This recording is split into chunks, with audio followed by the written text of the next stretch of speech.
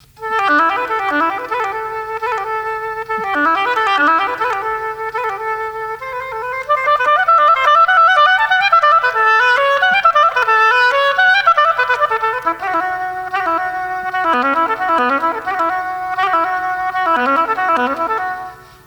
I'm Liang Wang, Principal Oboe of the New York Philharmonic.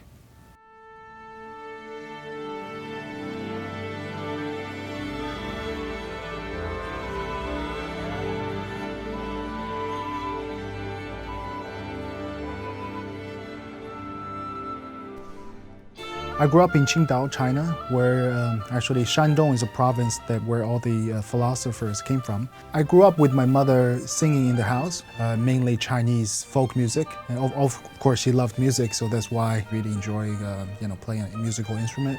When I first heard the oboe, it was at a concert. I went to the Qingdao Symphony. I heard Swan Lake. That's how I started the oboe.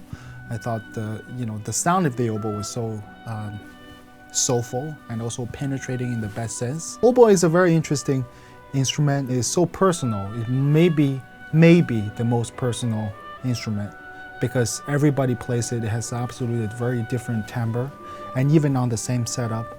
Of course, that's the case with every other instrument, but it shows up so much more on the oboe. You always have a personal mark on the sound or the phrasing, and so to me that was a very attractive aspect of the instrument. As principal oboe of any symphony orchestra, you usually give the tuning A. The concertmaster walks in, he or she, would stand in front of the orchestra. I would give the A.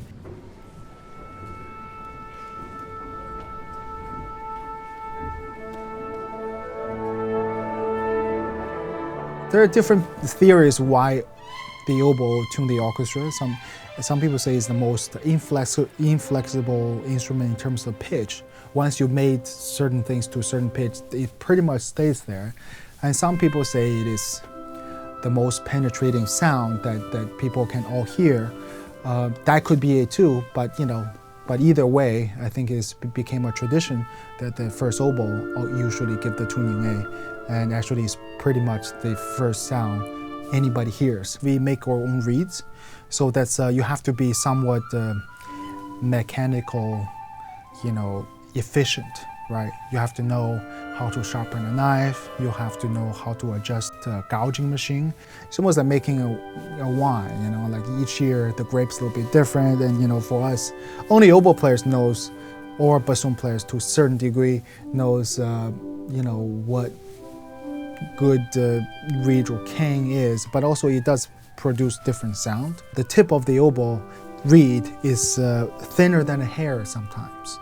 So that's why a lot of oboe players are usually very neurotic, actually, because you depend on, the whole solo on something that's extremely fragile. Somebody asked, actually, one of my teachers, John Delancey, who is a very famous oboe player, and somebody asked him, said, Mr. Delancey, what do you do for fun? Do you play golf? He said, no, I'm an oboe player, I make reeds. The best kind of music making to me, actually, is kind of selfless, actually. It's, of course, it's always nice when you get the applause, and somebody writes something nice, in the paper about you, but actually, it's the whole thing, right? I mean, it's the symphony, but you happen to be a part of it. Everybody's all contribute to this, incredible work, and it's almost like reading a, wonderful book or seeing a great movie. Every little thing actually plays into the final product. That's actually, to me, it's a wonderful experience and also process to be a part of.